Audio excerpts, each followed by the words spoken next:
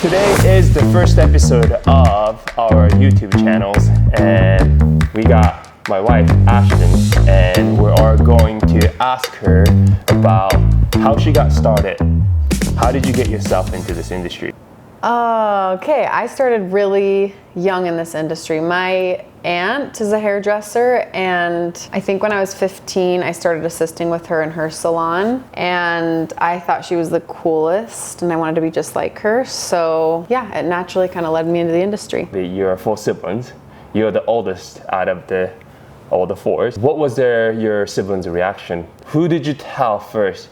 I think I'm gonna go to cosmetology school. Told my mom because we went and looked at hair schools together. And I know when I told my dad, he said, "Oh, I thought you'd always do more than be a hairdresser." So I feel like that also kind of lit a fire in me to prove to him that it wasn't just kind of a second-rate career. Yeah. What was the first reaction when you're cutting a doll head at the cosmetology school? I thought I was really good at it. Yeah. Just like every hair school student does, I feel like.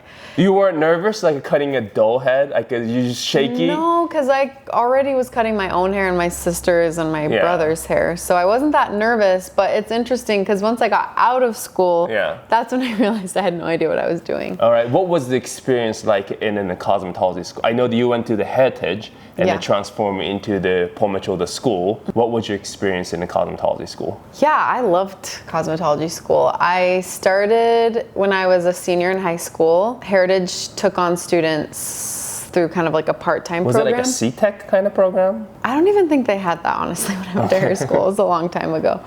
But they did allow you to do like this kind of career leave.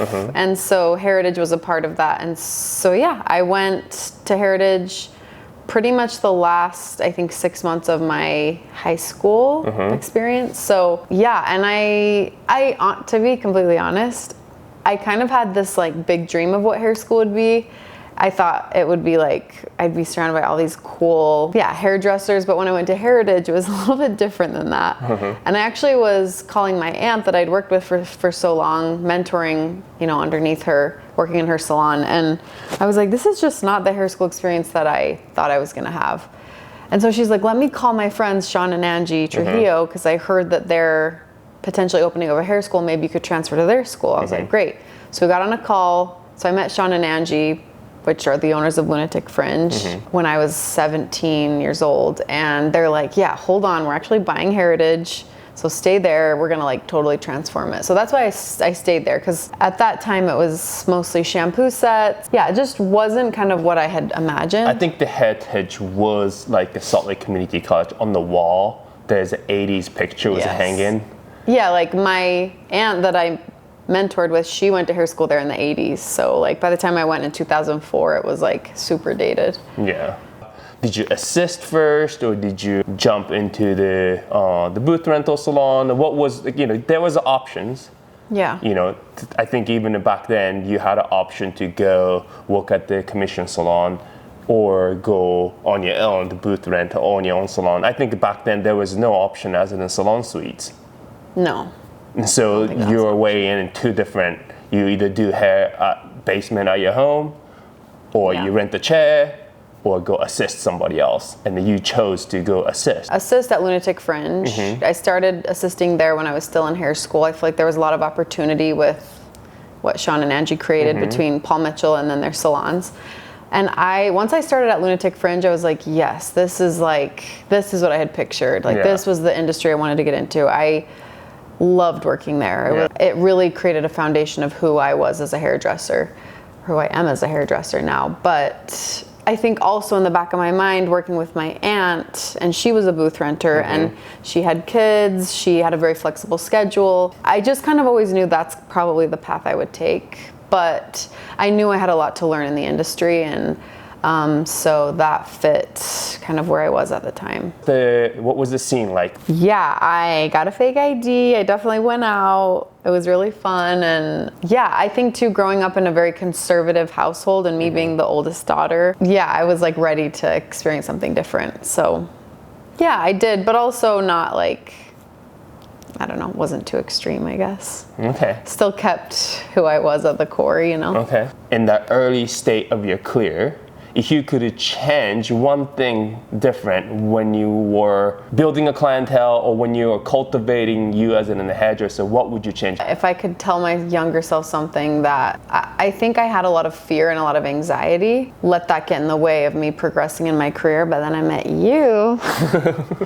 And I feel like you're very much an expander for me. You kind of tell me beforehand that I can do something, even when I don't believe I can do it. I feel like you already believe I can do it, like opening a salon or progressing in my career. I think I just like let fear run, I don't know, like make my choices for a long time. And then when I kind of was able to let that go, I was able to come into myself and grow, more than I ever thought I would. I never thought I would be a salon owner or be where I am now, way more than I ever thought my life would be. So. And what kind of advice would you have if someone who's in a salon suite and then wanting to expand from there, you had a transition that you have to take a step by step. Now you have a 2 salon. What would be the first step? For someone owning a salon suite that wants to own their own like bigger salon? Yeah, bigger salon, yeah. Yeah, I think you should try it. I think that's easy to be. You try it, yeah. Well, that's what I did. Yeah, that's right. Yeah, you tried it, yeah, but if you were to give people advice, what are the hurdles? Okay, first one is that just because you're a good hairdresser, it doesn't mean you're going to be a good business owner, because there are 2 totally different skill sets that requires. But I do think if you're determined, I think too it's a big investment, right? Like renting a building, building it out, like it's a big financial investment. And so for me, that financial part, like I didn't have a choice. Like I had to make it work, right? So yeah, I think my biggest piece of advice would just to be like brave enough to try. I think a lot of people have the idea, but they don't actually like try, you know? Worst case scenario, you go back to the suite, you know? I don't know. Like you're just gonna be left off to where you already are. Yeah. So that's worst case scenario. It's like you're just doing what you're doing now, but it could be so much more. And that's, I think, what I want to tell stylists is like my salons and my career is way more, like way better than I ever could have imagined. Like I couldn't have imagined this. I really couldn't have. Like it doesn't have to be a side gig. This can be your full career and you can do really well and have a flexible schedule and be there for your kids. You can be at soccer games, you can go on vacation. We go to Japan for 6 weeks out of the year. Like not that many careers allow that. Not everyone knows that that's what hairdressing can provide. Like my dad didn't know that. Yeah. I think my dad now looks at us and is very proud of what we've created. And so I think I've kind of proven him wrong, which is also it would be cool to change a lot of other people's minds about our industry. This episode where we're sitting in 27th Street Parlor, and this is the place where I started my hairdressing career, but this is kind of where we met. Yeah. Right? And then now you own it, and then now you got the healthy stylist, and you can't take anyone anymore at this point. Yeah, and we have such great stylists. Like it's the same thing. Like I could have never imagined having such great people to work with. I really do think this is kind of woo-woo, but I feel like the manifestation and like the positive energy, if you put that out, like it comes back. Booth rental salon, it's sometimes people have a stigma of it's difficult to build certain culture, but you have built the great culture in 27th Parlor, Sugar House Parlor. It has 2 different type of cultures. Yes. Yeah? So what do you think, what makes the culture different? Is it you or the people? No, I think it's for sure the people. I think one thing too, one learning curve I've had over the last couple years after opening my second salon location, because I wanted to just model what went well in my first. But this second location, it's a whole different group of stylists. It's a different area. So it's not going to be the same as the first.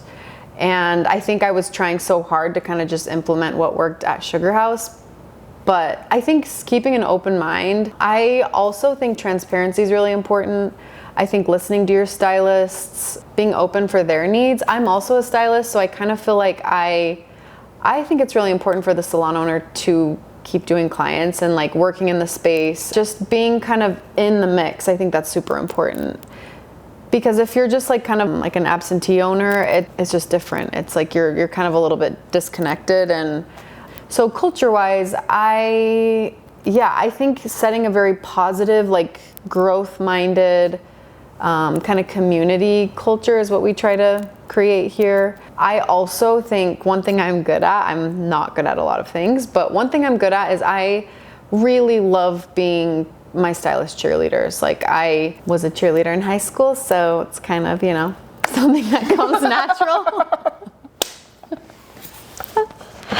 Go stylist. Yeah. No, but seriously, like, I think for some people that's not a natural quality, but like for me, it's honestly so hard for me to deal with conflict or like give someone like criticism or whatever. Like, I just always want to be their cheerleader. I like, that's easy for me, and like I have to work on kind of the coaching and the other side of that. Yeah, I think a positive vibe, like, I mean, that sounds really simple, but I think that is a huge part of culture, you know? Yeah. Okay, owning a booth rental salon. In my mind, I've traveled many different hair salons. I don't usually see booth rental salons that it's packing with a bunch of stylists. Every chairs are full. Every time when you step in, like, it's always have the same energy. Like, I come over here to drop off the products or come to see you or bring your kids over here. It's always packed. It's like almost 24/7. It's always packed with the people, and you have such a tiny break room, right? Like, this is like probably like 80 square feet or less than that. How do you manage your stylist's conflict or any time when they have a bad energy? Yeah, that's a good question. This is something I just learned in the last few months. Salon owner or manager to be present in the salon, because kind of in the past what we've experienced, because I don't work at this location anymore, I just work at my other location.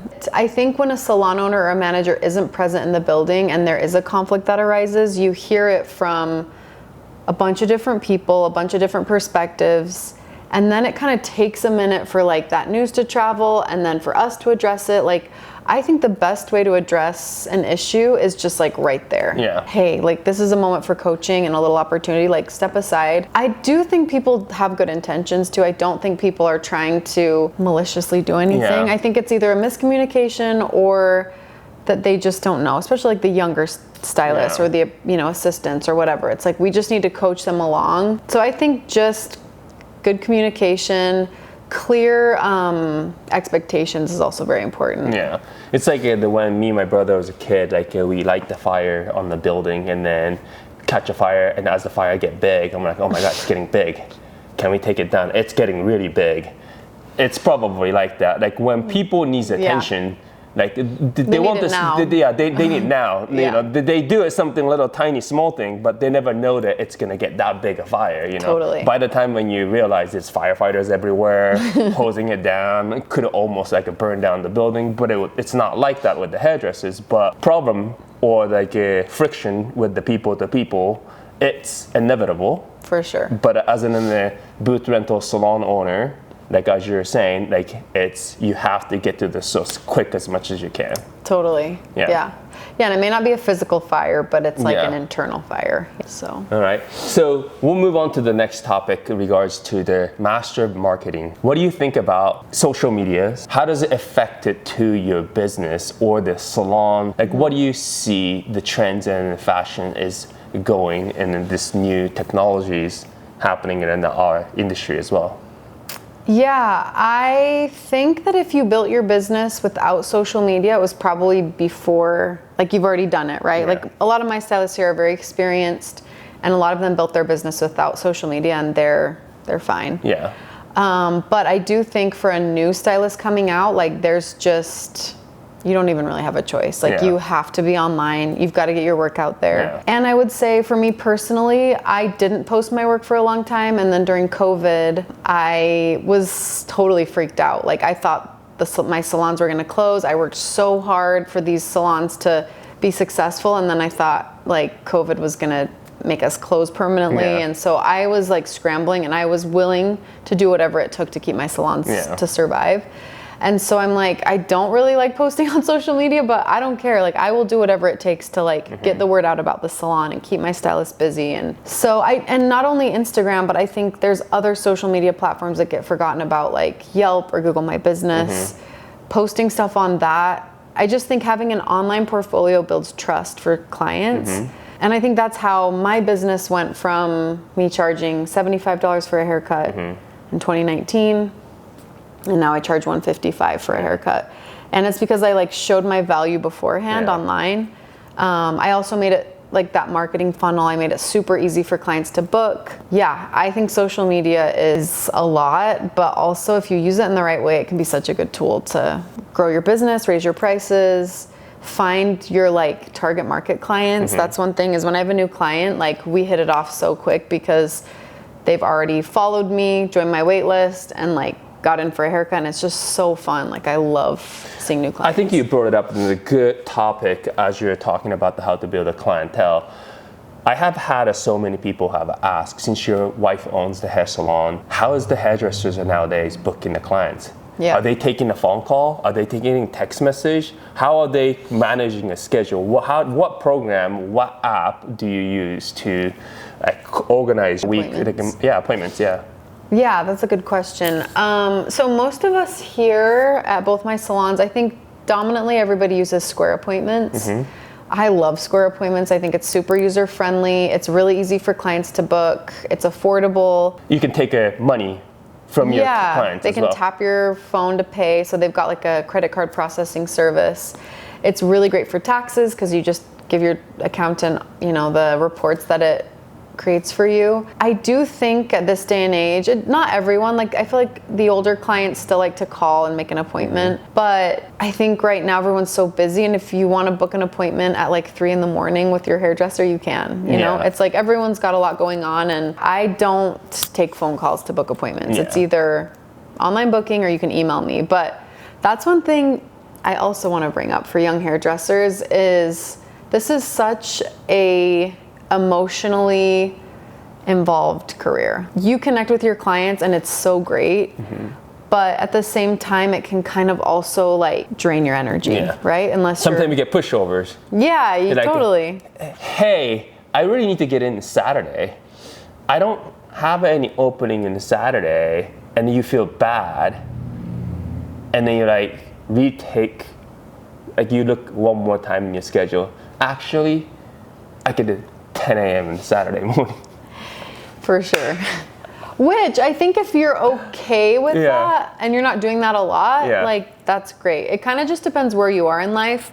But if you're constantly doing that and you're burned out and you're like sacrificing your own family time or self-care, like you have to kind of come from a place of a full cup to be able to give. And yeah, I could go on and on about burnout because I have hit burnouts a lot of times in my career, and I feel like now doing this for 20 years, I have a good like shield up. I didn't for a long time. It's really important for like young hairdressers, or even if you're like been in the industry for 5 years, I think you kind of have to start out that way where you just take everything. Like I think that's good. You should be like that. But I do feel like that needs to come to a point where you kind of know when to raise your prices, or like not work evenings anymore, not work Saturdays. Like once I like cut down my schedule, now I I take clients Tuesdays and Thursdays from 9 to 3.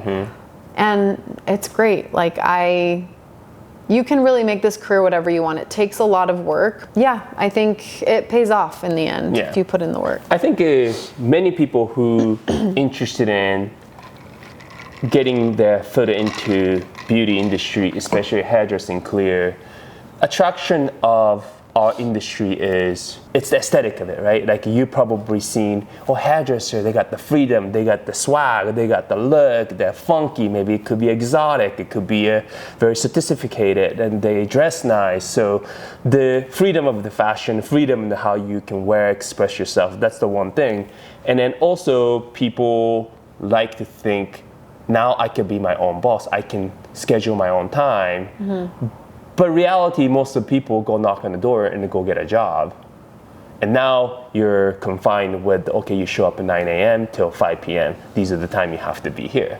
Right. But there's a trades, right? Like when you just graduate from the cosmetology school and step into our industry, many I've seen fail. And then there's multiple reasons. Yeah. But I think the most difficult thing is the transition of what you know at the cosmetology school and what you need to know in our industry. Like how do you find the niche? What point do you find your niche of, cutting a razor is fun.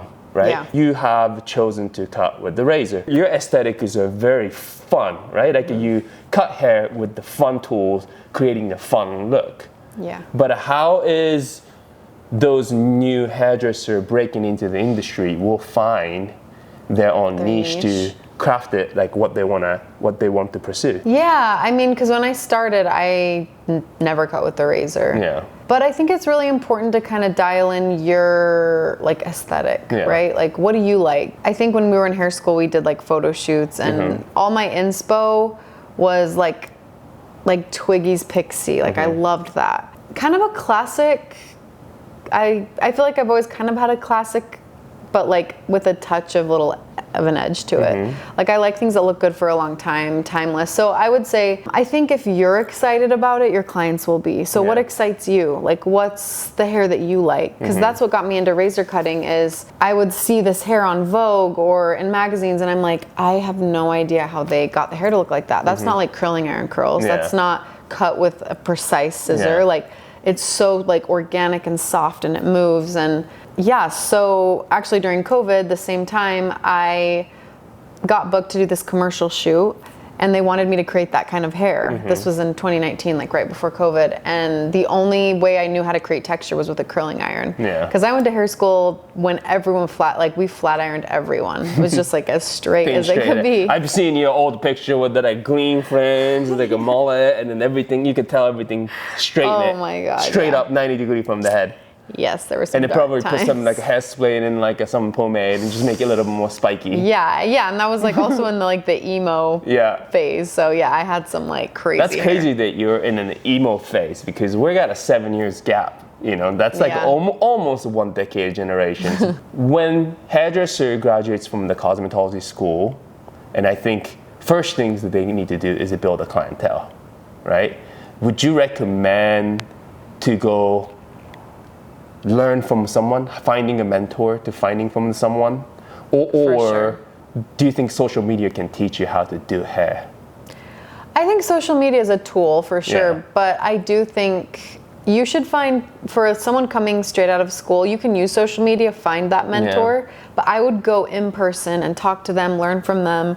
There was a hairdresser that I found on social media. Her name's Ruby Jones. I loved her work. She does a lot of like editorial stuff. And you even brought the book home one time. I bought her book. I like love her style so much. She came to Utah to do like a bloggers conference, and she had like put out an ad for an assistant, and I was like, oh my gosh, like this is my chance to work with her. This is so great.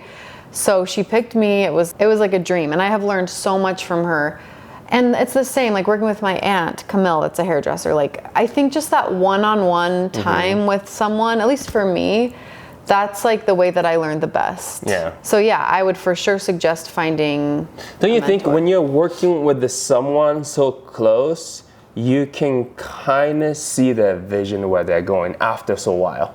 Yeah, and I think also the way my brain works, and I think because my dad's an engineer, I think like everyone's like, oh, you're so creative, you're a hairdresser. I think there is creativity, but for me, I think about it as like this, I'm kind of building something. And when I can watch someone from start to finish, I can like kind of create these steps and say, okay, so she started here, diffused the root, we went in, like raked the fingers, did the middle. Like, I just think that's how I learn in like a process. And then for me to repeat it, I've got that same kind of process. And so I think working with someone, and you can kind of ask them questions as you go if something doesn't make sense. We're in like a big class setting, you know. You can learn bits and pieces, but you're not really learning from their third perspective point of view. I was almost said, like, you have a kid. I mean, like, we have a kid. And what are the message for the people who has a kid? Like the hairdressing, taking care of the kids. Like it is hard. I think having kids and working in general is very hard. Right? And then we were able to like go do hair. Like you go 2 days a week or 3 days a week? Yeah, I do clients 2 days, and you do clients 3 days a week. So we just like alternate. Kind of alternate, right? It is hard to have a child trying to give a full attention to the kids, and then coming back, and then it's like kind of jumble mumble sometime, right? And it's the best thing that's ever happened to us, but also it kind of limits our time. But like you're growing, like as a lot of people said, like, oh my God, we have a kids, we can't really do anything. But as we say that all the time, we really don't have a much to do. Like we can't really do a lot of things, but it seems like we do a lot, right? Like yeah, I think so. You have 2 salons. You know, I travel out of the States a lot, and you got a manager, not your kids, like our kids. But it's like when I'm gone, it's your kid. When I'm gone, it's your kid. And when you're gone, it's my kid. Yeah. But you brought up a good point. This is how I have to do it, okay? Because I have a lot going on. Yeah. And when I'm with my client, Yeah. I'm with my client. Yeah. I'm like not thinking about my kids. I'm not thinking about I'm a salon owner. I'm like I'm doing this service. I'm like giving my client all of me. Mm-hmm. I think if you try to spread yourself thin all the time, like you don't ever win. You're never really like present where you are. So when I'm with my client, I'm with my client. That's Tuesdays and Thursdays from 9 to 3. Yeah. When I'm in my salon owner role, which is usually Monday, Wednesday, Friday, like I'm thinking all about the salon, like getting all that stuff done. When that's over and I'm with my family, like I've got to turn off the salon stuff and just be present. That's hard. It's not an easy thing to do. And I'm still working at it. Like I get texts and I have to respond sometimes, right? But I really try, and I think this has been 20 years in the making, is I'm really trying to just be where I am and not think about, right? Yeah. Like that's, I think, the only way to do it. And I think having kids, yes, if we didn't have kids, I think our careers would probably be in a different spot. Yeah. But I think also having kids motivates us to work hard, you know? What's your favorite hair trend right now? I have a lot. I do have some favorite hair trends. I love that people are wearing their natural color more. I haven't had my natural color. I was like bleach blonde for like 10 years. Yeah. And I'm like, okay, my natural color is actually cute. Like, why was I coloring it for so long? It's so much healthier. I love that a lot of my clients are like wearing their gray hair. And I also love that people are wearing their natural wave. Yeah. Like, I think, and less heat. It just feels like everyone's hair is healthier. It's natural. Like, love it. Yeah. I hope that trend doesn't go anywhere. You know my mom very well. My mom said that there's no such a thing called money growing tree, Humi. There's no such a thing. I feel like I found it as in the hairdressers. Every gray client is my favorite clients. I mean, like you're going completely opposite of it, but I love my gray coverage. Gracefully aging and then gracefully wearing the natural fabric is, I think, if someone can find a hairdresser that can't do that, that would be the golden nugget. Don't you think? Yeah. But I think on your point, like I think it's not like a one size fits all. Like I do love my gray coverage clients and I think their hair looks great covered up. But I just think it's nice to not have that pressure to, you don't have to cover your gray if you don't want to, right? I think you can look good at any phase, but it's whatever feels good to you. Yeah. Right? But you're good with discovering that for them. Right? Like you have like most of the clients that you come home and it's like, oh my God, I had the great transformation the other day. She had a natural hair under the bob and you cut it up and she looked almost like a 10, 15 years younger. Yes. How exciting would that be for her going home? It's like, oh my God, I look so good. Yeah. Right? Totally. No, that's what I love about my job is like really helping people find their like signature style. Yeah. How do you build your trust with the client? Oh, that's a good one. I think you build trust before the client even sits in your chair. I think that's where social media comes in. You have to have some sort of online presence, an online reputation where they can click through your work, read about you, like have a lot of information ahead of time to build that trust. Because like I was saying, when I have a new client, like we're already vibing, like we're already having fun. Yeah. And it's just like, and I feel like before social media, I didn't have that. I had to like try to make my clients trust me because they had no idea who I was or what I did. So I think that is one really cool thing about social media is building the trust ahead of time. Because most of the time, if you're making an appointment with someone new, they're doing their own study, right? Like, who is she? What do they do? Or like just straightforward referrals.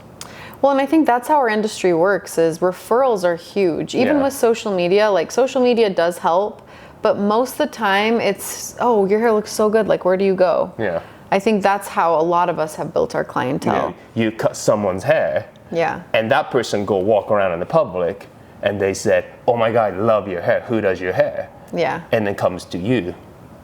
But how do you build that skill set? Oh, I think it comes with time, and it kind of depends on where you're starting. I think if I can just give you like a map, like this is what I would do. Okay, map of, okay. If you're straight out of school. This would be good, straight out of the school. Actually before school. Okay. All right, give me a 2 scenario. 1, hair school. What before the hair school? If you're thinking about being in the hairdresser, what the step is going to be, and another one is you're in the industry already. You're uncertain about the future. Okay. That's a scenario 2. Like number 1 how is far are you in the industry? Oh, it don't really matter. I mean, you're already in for several years, and then and you're like you kind of feel like stagnant, and then feel vulnerable. You know, like I make same amount of the money for the last couple of years. Yeah. And I work at the same place. Nothing's changing, but I want to change. Inside of me, I want to change, but I don't know where to start. Okay. Yeah. Okay, so for the first scenario, the person who's considering being a hairdresser but hasn't gone to hair school yet. Okay, so if I were that person, I would do an apprenticeship. I would not go to hair school. I think I would go maybe get your hair cut by a couple different people, start kind of like scouting out salons that you like, hairdressers that you like. Maybe it's even your current hairdresser that you just think the world of. Yeah. I would ask them, like, would you ever consider taking me on as an apprentice? Because the benefits of an apprenticeship is you're in the salon from day one. You're like already working on clients. I just feel like the education is so much more applicable to working behind the chair than hair school. And I went to hair school and I had a great experience. But I'm just saying, if I could do it again, I would be an apprentice. And then by the time you're done with your apprenticeship, you already have clients, because that hairdresser you've worked under is a busy, successful hairdresser. So they're going to be feeding you their clients' kids, their clients' partners, like whatever. You're already going to have a clientele. So, and you can even you already have a job. You're like working in the salon will just take you on. Because, I mean, as long as you're, you know, like showing up and doing a good job. So yeah, I think and then you're just like on a good path. And you're already working with like other experienced hairdressers. So I think that's such a great entry into the industry. So that's like scenario 1. Scenario 2, you're a hairdresser that's been in the industry and maybe you are not super happy with where you are and you want to grow. You want to make more money. You want to go to the next level, right? Yeah. And this is kind of hard because I don't know what this current stylist is doing. I feel like I need a little more details. But just saying that they're just doing the bare minimum, I would start taking pictures of every client, posting like every day. I know that's hard, but you got to get that, like, you got to get the material out there, the portfolio built. I would start attending every education that I came across. I would kind of figure out my weak points, like, where am I struggling? Like, okay, I'm getting bleeders in my foils. Like, I need to take a blonding class. Oh, this bob that I cut was like uneven. Like, what the hell? I can't get like a straight cut. So I need to go take a bob cutting class. Like, I would get really specific on what you need to work on.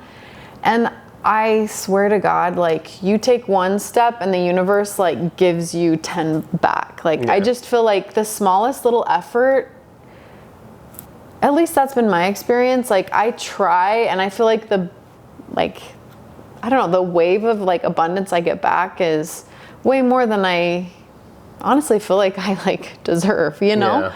Not that I do deserve it, but I just think like effort really matters. And then you start meeting cool people. You go to these classes, or even like when I started offering classes that I was teaching, which was so scary, you know, my like anxiety. I get so blotchy and red when I'm in front of people. Do you want me to sing the anxiety song for you? Yeah, no, I am like anxiety girl for sure. But I'm like, I want to get better at being in front of people. Like, this is something that it's like almost crippling. Like, I get so nervous speaking in front of people. And I've really worked on it the last couple of years. And even doing something like this, like, would have sent me over the edge a couple of years ago. But I like have worked so hard, and yeah, now I'm putting together this whole education course for a salon I'm consulting with, where I'm going to be kind of the front speaker. I think watching you're such an amazing speaker, and yeah, I want to be like that. So that's my weak point, right? That's what I need to work on. Mm-hmm. And because I've worked on that, it's opened all these other doors. So I do think like the universe, God, whatever you want to believe, I feel like you have these certain weak points because you need to like lean into that and work through it. And I think when you're brave enough to do that, yeah, you get rewarded. Do you have a crazy client story? Of course I do. Yeah, crazy one. Oof, which one to choose? Okay, actually, yes, I know which one. Okay. It was when I was working here. Okay. Like way back in the day. 15 years ago, okay. Probably. Had this client, bless her heart, but she was very difficult. So the first time I went to do her hair, I actually don't know how she found me either. This was a long time ago, but she sat down and she was like, I like my hair cut like a Christmas tree. So like this, but this side grows faster than this side, so you need to take this side shorter, but this side's thicker than this side, so you need to thin this side out. I was like, okay, all right, cool, yeah, let's do this, So I cut it, and I think I obviously gave her what she wanted. So she came back again. And the second time she's like, yeah, the haircut last time it was not it. Like it did not work. I'm like, oh, okay, so I tried again, tried to give her the Christmas tree, styled her out. And after I was done styling her, she's like, no, this is not it. I think we were together at the time because I remember having to call her after that appointment and being like, I can't remember her name, but I'm like. You should have. It would have been funny. She could have been listening. Yeah, well. Or the viewer, whatever. She was older, so she might, I don't know what she's up to now. But hopefully traumatizing some other hairdresser, not me. But I had to call her. This was like before texting or emailing too. And I just had to be like, hey, I don't think I'm the right fit for you. Like, you're never happy. And she just said, okay. I'm like, okay, bye. She's like, bye. It was like so cold and it was so hard for me. Like I am so non-confrontational, but after that, I've had to do that a couple times. Like sometimes you're just not a fit, and it could be me, it could be them, but it's not always. It's usually them. Like I think we are pretty normal. I had a client. This is the place. I had a client came in. She had to use the bathroom so many times, and then somebody else's clients is like, hey, bathroom has been occupied for so long, and I'm like, oh yeah, it's been quite a while. And knocked on the door, no answer. Knocked on the door, nothing happened. Uh-oh. And then we finally actually break the door. She just coked out, and in the bathroom right here. Paramedic came. They had to try to revive her back. They took her. Oh no. And we used to have a Red Bull. Like I think you used to have a Red Bull fridge, and we had lots of Red Bull. Usually one client drink one Red Bull, maybe. She had like a 4 lined up on the station, and she was drinking lots of Red Bull, and then she did the coke in the bathroom, my gosh. and passed out. And then we were like, oh my goodness. I had someone came in and didn't pay and then drove off, but she left the purse. And she had a driver license and everything. I was like, how dumb. What are some way to handle difficult or unhappy clients? Yeah, that is hard. I think. Do you sweat? Yes, it's so hard. Like, it's so hard. Yeah. But it is something that I think everyone experiences in this industry. And I think having a very honest consultation is probably the first step. Okay. Even with easy clients, like you just need to set the bar, right? Do you want to know what my next question is? What? It's, what advice do you have for improving consultation skills? No, really, that's a huge part of the service. Like, if you overpromise and underdeliver, like, they're not coming back. Don't you think when we were younger, we made ourselves so much more difficult to perform haircut or color because we promised certain things so much? I've had a client say, I want this fringe. I should just say, oh yeah, like let's do that fringe. But back in the day, it's like, yeah, what I'm gonna do, I'm gonna start it right here, and it's gonna taper off right over your eyebrows, and then stop it right at the temple. But when I start cutting it, I'm like, yeah, like too much. Yeah, it's not going that way, you know? For sure. No, you need to be a little more, not vague, but like, no, you don't have to be vague, actually. I think it's just being very, transparent. Yeah. You know, I think pictures are great. Yeah. Honestly, I rarely have a consultation without a picture, because my definition of a shag and your definition of a shag could be completely different. Have you ever had someone say, I want 2 layers? No, but I've had people say I don't want 2 layers. I want 2 layers. We can cut that. It's just spit everywhere. Have you? Oh, I had people that's like, I want a couple layers. Yeah, you're like, I don't know how to do that. I don't know. How do you decide a couple layers? Because I think the terminologies are so different from like we are, and then some people, I want texture. That means, you know, thinning the hair. Or I think it's very important to like meet your client where they're at. Some clients do have that vocabulary, some don't, and yeah, you gotta just, I think communicating with pictures for me is like everything in a consultation, because I can see, okay, that inspo picture, the bangs are hitting right between the eyebrows, so that's where we're starting. And I use inspo pictures a lot to decide where I start the layers. And I think most of the time it gets pretty close to what they're wanting. Do you call them bang or fringe? Probably bangs. Bangs. What do you call them? You probably call them fringe. Fringe, I think. I don't really know the terminology of bang. Like a bang is American word? Yeah. Isn't it weird? Do you want a bangs? It's not weird if that's what you've always called them. I don't know. I don't know. Sometimes fringe can be a little like pretentious, you know? What people call, do you call curtain bangs? Or curtain fringe? Curtain bangs. I've never heard curtain fringe. Curtain fringe, okay. But whatever, I mean, everyone can do their, you do you. Do you call it cowlick or catlick? Cowlick. Cowlick. Why is it called cowlick? What do you call it, cowlick? I call it cowlick, but like, you know, why is it cow? Is it cow licked? I think. I hate the word sideburn. Yeah? It's not like really pretty words, you know? Well, sideburns aren't very pretty.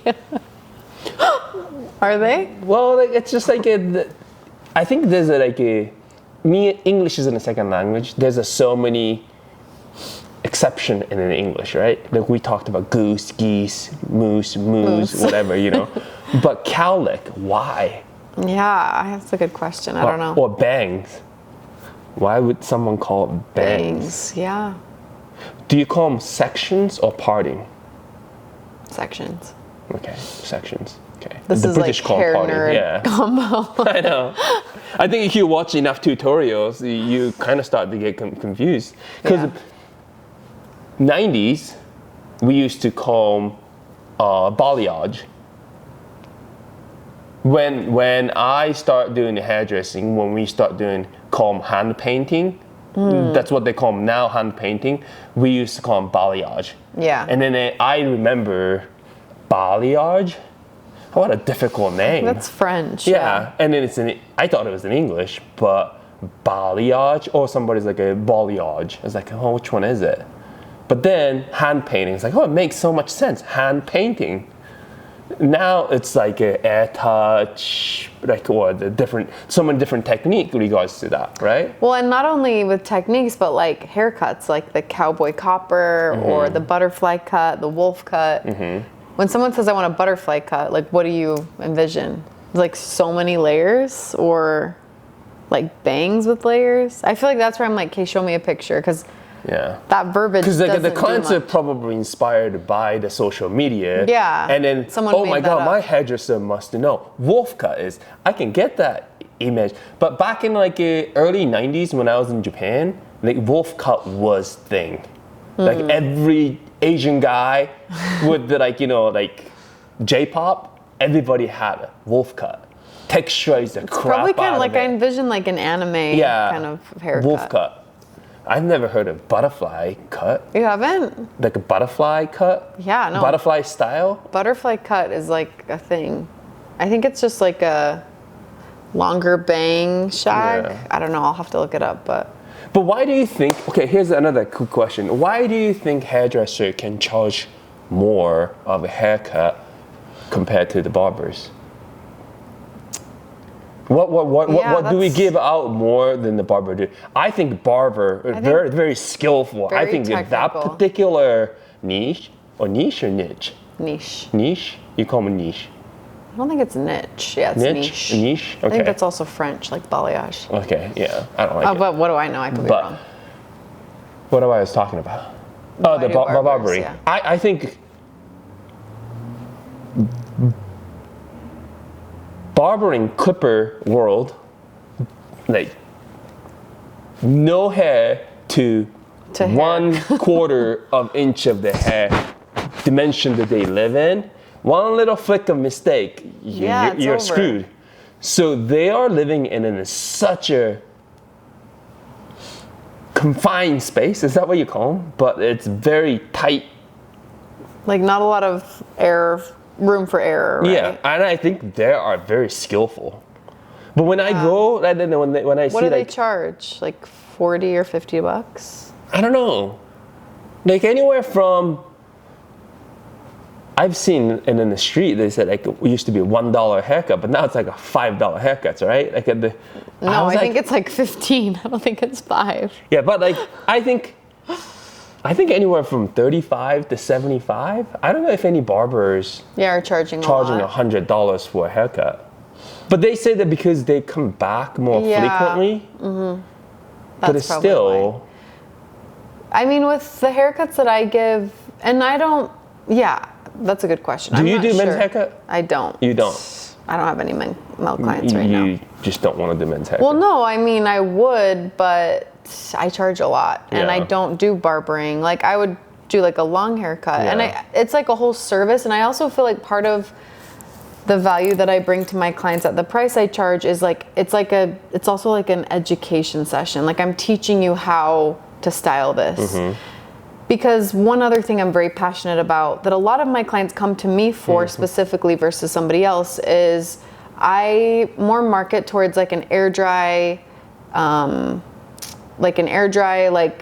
style, right? So they don't have to use heat, which I think people love getting a blowout at the salon, but how many clients actually do a blowout on their own hair? Yeah. Like not that many. So I think having a haircut that can look good without doing a blowout, I mean, my haircuts still look good in a blowout, but it'll also look good on the days that you just want it to air dry. Mm-hmm. But I also need to teach them how to do that. Like people don't really know that. So it's a haircut, but also while I'm styling and like doing the creaseless clips and wrapping it around, like I'm teaching them the entire time.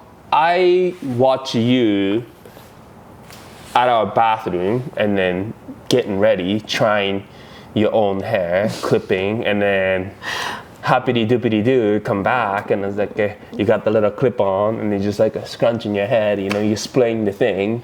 You don't know that you're splaying on the back of the door. There's a little pink jelly thing that's stuck on the back of the door. But you enjoy styling on your own hair. When you discovered the style that it works for you, you want to share the same styles to my clients. Your clients, right? Is that something missing out, or like is it something hairdresser needs to do, or would you encourage them to do that?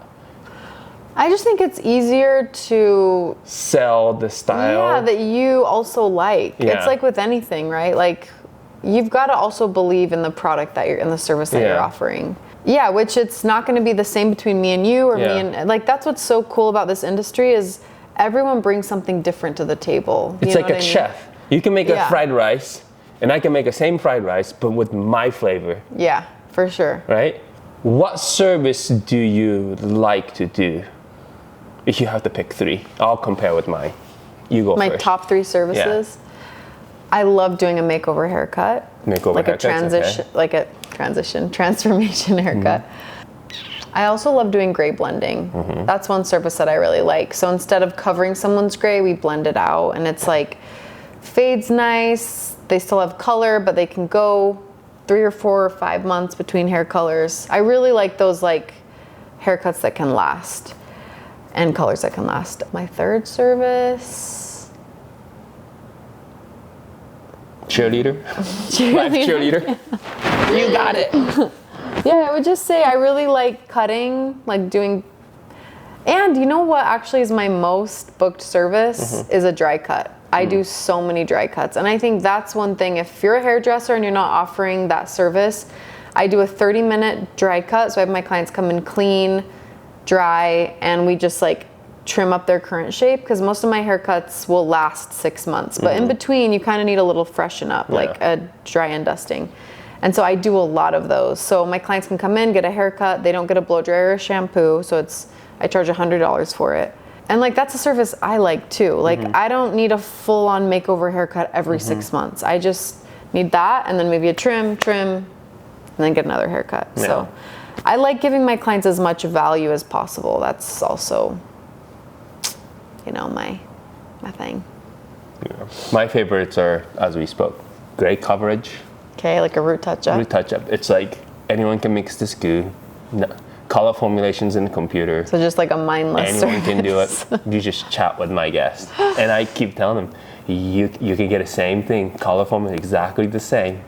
Maybe not quite precise as I am, just the different conversations. You could go someone else for maybe like $100, or you can pay me like I think it's a lot. I would never spend that much money to get my hair done. Not alone, I would never want to go back to the same place every 4 weeks. That's a pain in the butt. I wouldn't either, but some people do, you know. Yeah, and then I'll be happy to be that person to actually give them a service. But I do think, it's much as you're saying it's so easy, like you do have a system that works really well. Yeah. Like I notice with your root touch-ups, it's super saturated. Yeah. You're very good at like getting everything. Like there is an art to it, even though it feels like it doesn't take you many brain cells to do it, you know? That's one. Second one is highlight touch-up. Okay. Fine highlight touch-up. Stock up maybe like a 25 to 35 like highlights. Just like a foil. And do you use a board or no board? No board, because like a touch-up, there's no board to actually saturate a balayage. I don't do any balayage or the hand paint. I did that enough in the early state of my career. I have most of my clients who's aged anywhere above 45 up, and it wants to have a healthy hair. I think my clients are genuinely pursuing it that route. I want a healthy hair. I want my thick hair back. I want the healthy hair. And then, chasing with the blonde on the top of the blonde that I've already toned, because overtoned, you gotta reblonde. I feel that's kind of doing something completely opposite of what I'm trying to pursue, you know? Totally. Well, and that takes experience to know how to handle fragile hair. Yeah, and then I'm not good at selecting a tone of the color. Because there's so many toners out there. And then I always ask some of my a coworker, like, you are really good with defining a tone of the color. Like, what do you think it will go well? And I trust and it just always comes out great. Yeah, but that's what's so nice about working in a salon with other people versus a suite, right? That's something else. Because anything goes wrong, I could just always say, like, she picked that color.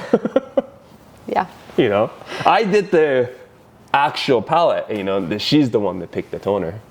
But it never happened. But if it ever happened, I would just blame her. Yeah, blame her. But comparing that, so you like to do transformations. Mm-hmm. And I guess like lived-in color, I like that. Lived-in color. Like I like hand painting too. Okay. I've been doing a lot of that lately. Hand painting, yeah. What's one thing you wish you knew when you started in this industry? If you could go back and tell a little baby Humi, 18-year-old Humi, what would you tell him? I will pat his shoulder and say, hey, you're gonna be able to speak English. Oh. Don't worry. Because when I came over here in 18, I had nothing. I had a 2 duffel bag. One got stolen at the Seattle airport. Yeah. So I came over here. Uncertainty and vulnerabilities and fear. So you were scared too. I would have never thought that. You always seemed like you had it all together. Yeah, it was a reset. It literally, I wanted to break out from the society of the pressure and then left the countries. Because future in my country, what I was pursuing was uncertain, Mm-hmm. And leaving the country was almost brushing off all the Japanese social pressure out from my shoulders and coming over here. Of course, I came over here and visited once before I decided to move over here to the North America.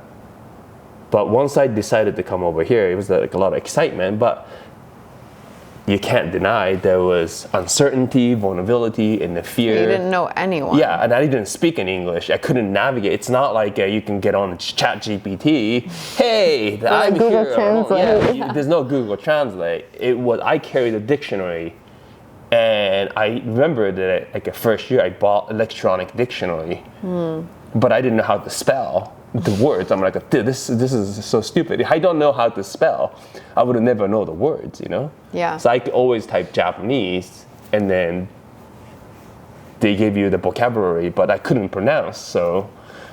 Well, I remember when I first met you, when you came and taught at Heritage, you were like 25, and me and my current boyfriend at the time were in the class watching you. Yeah. And we were so impressed, but like everyone in the room was like, oh my gosh, like who is this guy? And you didn't really speak English very well. No, I didn't speak any English. Like I would never get up there in front of everyone, and I speak, like it's so cool. And I think just the energy that you gave, even though you didn't speak English, was like captivating, you know? Like putting all that work in, it just builds character, and like that's. I think there's the things about the American people love accent, you know? Whether it's a British accent, Yeah, Australian we accent, do. or Japanese guy who doesn't really know how to speak English, that would be like, wow, that accent's unheard, you know? Like, where are you from? I'm from South, like West Valley, Utah, you know, West Jordan, Utah, you know? What accent is that, you know? I don't understand. I only know that there's Chinese people. Are you Chinese? I don't understand, you know? I had all the Don't even know that there's different Asians out there. Yeah. Yeah, that's cool. So you tell yourself, yeah, like you'll be like okay. you're gonna be okay. You're gonna be able to speak English. Yeah, I wouldn't say like, you know, I did the class or something. I took this like it was nothing to do with the hairdressing. Writing yourself a letter, and then 10 years ago, write yourself 10 years. 10 years from, in the future. I think that was like 27, 28 years old, like around that time. Yeah, I was like. So what did you write to that person? The person in 10 years ago, that would be makes it 18 or 17 years old. Oh, so you did that when you were 27? Yeah, 27. Okay. And then I wrote, it's interesting, when you write yourself in the past, you tend to give them advice. Well, yeah, totally. Right? But when you are writing to future, you're seeking advice.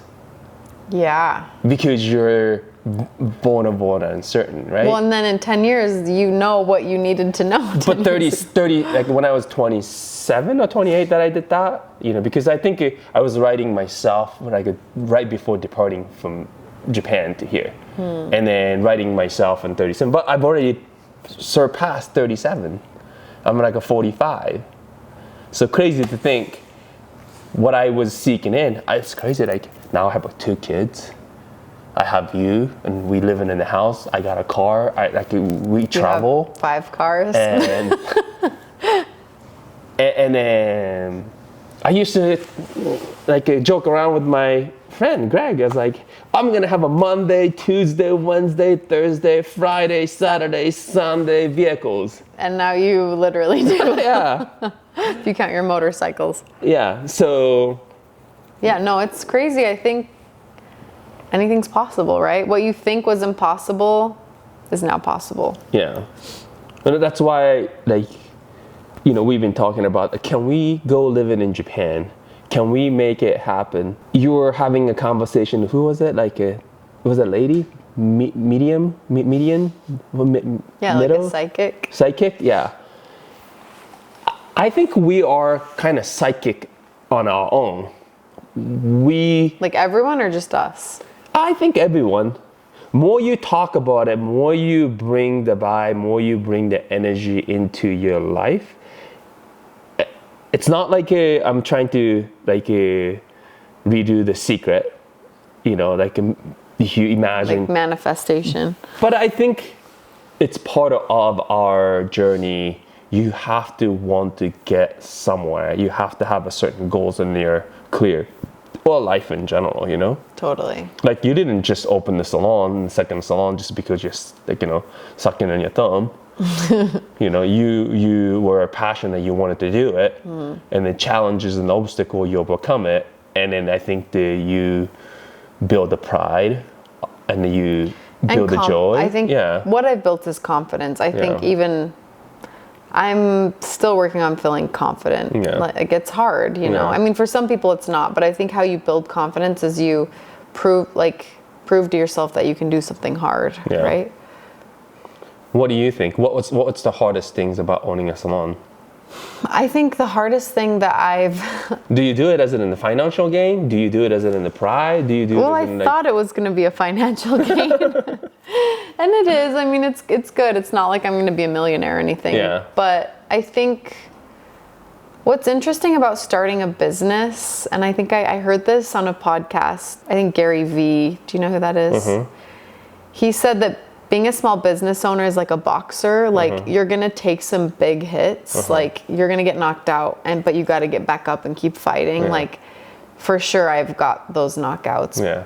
But also, and it's interesting, it brings up a lot of this inner work that I need to do. Like, oh, I've learned I'm an avoidant person. I've learned that I don't like confrontation. Like, it's all the stuff that kind of stems from even my childhood. So it brings up a lot of this stuff that you don't really want to address, but like you're kind of forced to. And I'm actually happy, or like public speaking, right? That's been like such a big fear of mine. And in this job, I kind of feel like I have to do it. So I think the hardest thing about, I don't even think it's just a salon owner. I think if you start a small business or you start a business, it just brings up a lot of your weaknesses, right? Like things you're not good at. You are obviously good at things to be able to start a business, and you can kind of ride on that, but you have to work through those weak points, you know? You know, if I can do it, you can do it, right? Like, but I think to business, to make money, if it's someone who wants to make money owning a hair salon, I think do what you've been doing. Cultivate the culture, nurture the stylists, build the culture, create the healthy and safe environments for the professionals to practice what they love to do. And how do you scale it? Because like a business, you have to scale, right? If it's not something you cannot scale, you know where your plateau is. So to walk up to the plateau, amount of the money that you spent and then the rewards that you seek, if it's not balanced, that's not very healthy business plan. For sure. Right? So how would you scale? What would you intend to scale from here? Or if someone already have a several booth rental salon, I'm sure it's out there everywhere, or someone who has a one hair salon, would you recommend them to scale? What would you recommend them to nurture the salon? I would say really nurture the salon until you feel like your growth. That's the thing about a booth rent is like we cap out, right? Because you have 2 salons. And how many people are waiting to be in the part of the parlor? You say you have we had a waiting list for sure. There's a time you're saying like 7-8 people are waiting for it. Yes. Yeah, we did. We just kind of had some openings this last year, so we got those filled up. So both salons are full again. Yeah, I think one thing, and I can only speak for a booth rental salon, but some things that I think have been really helpful in our success is that we really listen to the stylists for what they're wanting. We address like maintenance issues very quickly. So if the air conditioner's out, we're on it. If the sink is clogging, like you have to be on that stuff. You can't let things like... Do you think you can run real estate? I mean, it is kind of a similar model that we have. We're like renting out space, but they're all sharing a space, where if it's like an apartment, it's a little different. It's a little more complex, because I also feel like I'm lucky enough to get to the point where I can kind of be picky of what stylists I want to bring on. Like, they have to be a cultural fit. They have to be positive. One of my red flags that I'll never bring on someone is if they're talking bad on their last salon or talking bad on their last salon owner or on their last stylist, because I'm like, we don't need that energy. It's like a relationship, right? You just get into the new relationship, and nobody wants to date with the she who talks shit about the previous relationship. Partner, But you have had people that come in an interview with hey, I want to work with your salon, like my previous hair salon. this and this and this sucked, and she was not great, and then I'm just excited to work for you. Yeah, and I'll be like, hey, yeah, we'll get back with you. I've got a couple other people that I'm talking to, so I'll let you know if it's a good fit or not. And then you just ghost them, or do you just let them know and say, hey? Yeah, I really haven't had to do that very often. Yeah. And typically in the interview, we kind of find that we're not a good fit. Yeah. But I do think that contributes to the culture, is having enough of a demand where you can be kind of picky on who you bring on. Okay, this will be the last question. Okay. Each booth renter salon or salon suites have retail shelves. Do you charge someone to bring their products to display? Why do you pick that certain product line? What's the trends in the future is going, and then what is your prediction from both salons that you own for retail? In retails. Well, I'll kind of tell you what's worked for us in the past, but then I think in the future things are shifting. Okay. So I think culturally as well, I think we bring in lines that are more luxury, high-end, and that people in a suite can't really bring on because it's like too big of a buy-in, or one person can't sell that much. We're required to carry so much of the line. So that also helps us attract like a higher-end stylist, someone that values that, right? But on the other side of the coin, we spend a lot of money stocking inventory. We'll have products sit for a while because they're really good sellers, and then something else comes out and then that doesn't sell. And so I do think there's a shift happening with like affiliate links or QR codes, where we've actually kind of incorporated this here at this location, where R&Co, for example, love R&Co, but there are 1,000 products in the line. Too many SKUs. We can't carry them all. And there's a lot of overlap. Like, we don't need that many dry shampoos. We don't need that many volumizing sprays. So if we don't carry something that the client wants, they scan the QR code and it'll be shipped to their house, and the salon still gets like a kickback. Yeah. It seems like the trend now is maybe to have a couple display products, but then the client buys it through. I didn't go attend a class. I overheard, or I just briefly explained by the individual about the future of this new AI. Like, clients wants to use that product. Pretty much what she was saying, that it's like California instance, most of the salons are booth rental salon. Every square footage, you have 1, 2, 3, 4, 5, 6, 7, 8 chair. You charge 8 chair and divide it, like 30 days, and then how much is per day is this chair needs to make, and then that's the limit, right? And then in order to make more money, you either add one more chair, or each chair increases the price. Or sell more retail, right? But if you buy $25 of the product, it's your money, sell for $50, you made a $25, but you have to pay another $25 to fulfill the product. What point do you make money from retail? That's a good question. It doesn't seem that profitable because you're always putting it back in. The Vogue magazine, right? Do you want to carry Vogue? Say yes. Yeah. Okay. Yes, I do. Okay, it's $25, and you can sell it to your clients for $50. Okay. How many do you want?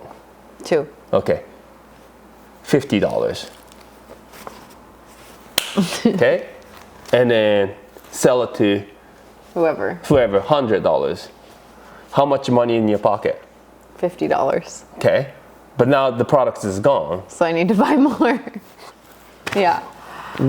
So as a booth rental salon owner, having the product shelf, is it for your guest? Is it for your stylist? Or is it for your financial gain? It's probably for the guest and the stylist. Oh, there's a big spider over here. Ew. Ooh. Oh, sick. Okay. That will be the problem. Give me the chills. Beginning of the... Okay, wait, I want to ask you one more question. Okay. This is from your list, but you're a very tool savvy guy. So what are your top 3 favorite tools? My top 3 favorite tools: scissors, Which scissors? blow dryers. What scissor like do you just love that you have? Because I know you have a lot. I love Japanese scissors. And I'm testing out the Subaru blow dryer right now. But you know, the blow dryer used to be a big, heavy blow dryer. Now it's getting smaller. Lighter. As they get smaller, there's the challenges, you know, like get smaller and lighter, and then the powers, or when it drops, is it durable? Okay, but there is a company from Singapore, in Italy, and one from Japan. I'm testing out which one I like. And then the brushes. I like 2 brushes that I mainly use, whether it's Japanese or one is Italian. You have the one that I gifted to Italian hair brushes.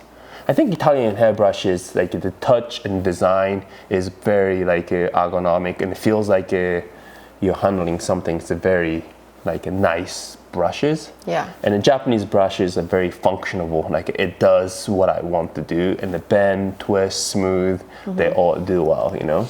But is it really the tool? Is it the technique? What do you think?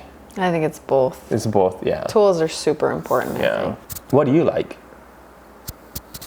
I love my B-Max scissors, especially those thinning shears with like the 3 little notches. I love my like straight edge razor. Love that. I love my Ibiza straight brushes. Razor do you use? Plie, Plie? Oh, you use Plie? just from Amazon. Casio makes it really, really cool, like the razor. Oh yeah. Yeah, the blade's length is so much longer, and it's something they make their own, like I don't know, titanium blade. It just doesn't go dull. Oh yeah, I change my blade with every client. hair. Yeah, like this blade, you can go through like probably 2-3 haircuts in a coarse, thick hair, and then. That's cool. And it's not a guard. It's just. Do you use the guard or do you? Yeah. Yeah, I just use unguard. I love my West Park like beetle brush. Yeah. And my Ibiza brushes, my West Park combs, my Dyson. Love my creaseless clips. Yeah. Yeah, I've got my little like favorites. Yeah. So yeah. All right. There you go. Time for bed. Time for bed. Yeah. No shit. Yeah. Time to Netflix and chill. You know what I mean? Yeah. You have to pick someone to relay the interview to keep it going. Once someone said, I don't have anyone to refer, and that's the time that our channel will stop be. This. Okay, I'll go find somebody else. Yeah, so one hairdresser that I really admire is my current manager here at 27th Harley. We actually met at a class that it was actually the first class I ever taught. She came to it, and she just has been like my hype girl ever since. Like she's your cheerleader. She's my cheerleader. Yeah, like I don't know. I'm like so honored that she thinks so highly of me. And it's the same. I actually feel the same about her. Like I've never met a hairdresser with the numbers that she does. She is so positive and brings like so much. She just brings like a lot of life. Yeah, positivity. I think I'm just very attracted to that cheerleader energy. Like she just, I don't know, I've never heard her talk bad about anyone. I think she's like 5 years younger than me. She owns 2 houses on her own. She's just very driven, and I think she would be a great little interview for you. Yeah. Yeah. Because hairdresser is like a Netflix series, because every 4 to 8 weeks. Da-dun, Yeah, you true. know, currently, like my episode, I'm going through the divorce. Da-dun, a couple weeks later, you know, I got back with my former husband. Yeah, it's always something. Da-da! Oops, yeah, we have a new kids again. Right? So I think she's a great storyteller, and then a confidence that she has. And then how long she's been in the industry now? Ooh, not very long, honestly. Probably, I don't know. We'll find that 7 out. years, Find that out 8 about years, her, maybe. Yeah. Yeah. So. But yeah, I really admire her. I'm excited to listen to her story. Okay. Do you want to come in and then chat with her? Do you want to interview her together? Do you want to interview her together, or do you want to? Because I think there's a thing about like me and you chatting with. This is not how we chat every day today. No. This is like very like G-rated. Yeah. I mean, this is very like PC. Yeah, maybe we come back in an year from now Yeah, maybe we'll be more And comfortable. then we'll do another interview. Because this is awkward. Maybe have We're just somebody else to a camera, like, interview us. Yeah. You know? Maybe Harley, or maybe the someone latest we'll guest. find someone who wants to like interview us, you know? Yeah. And as we get used to with this podcast or a YouTube video, whatever it is going to be, I think it's G-rated to the PG-13. Yeah, maybe we can and then move our as we way up. go to like a certain point, it's gonna get rated R. R-rated. Yeah. Oh no. And then that's Don't the let time our that kids see. we will ask a couple of your stylists that we met at the camping. Oh yeah. You know. Yes. But that being said, thank you, honey. And then this will be it. And then we'll just edit and then see where that will go. Okay. Do we need to say like bye? No, we just phase off and then just like out, slow down. Okay. I feel like we need to get a picture at least. Okay. Oh, let's see. Just go make it white. Oh, you can't make it. Set a timer somewhere. Do you want me to do this way? Oh yeah, then you can get the camera in. That's good. 1, 2, 3. Is it still filming? Or did you turn it off? Can I fart?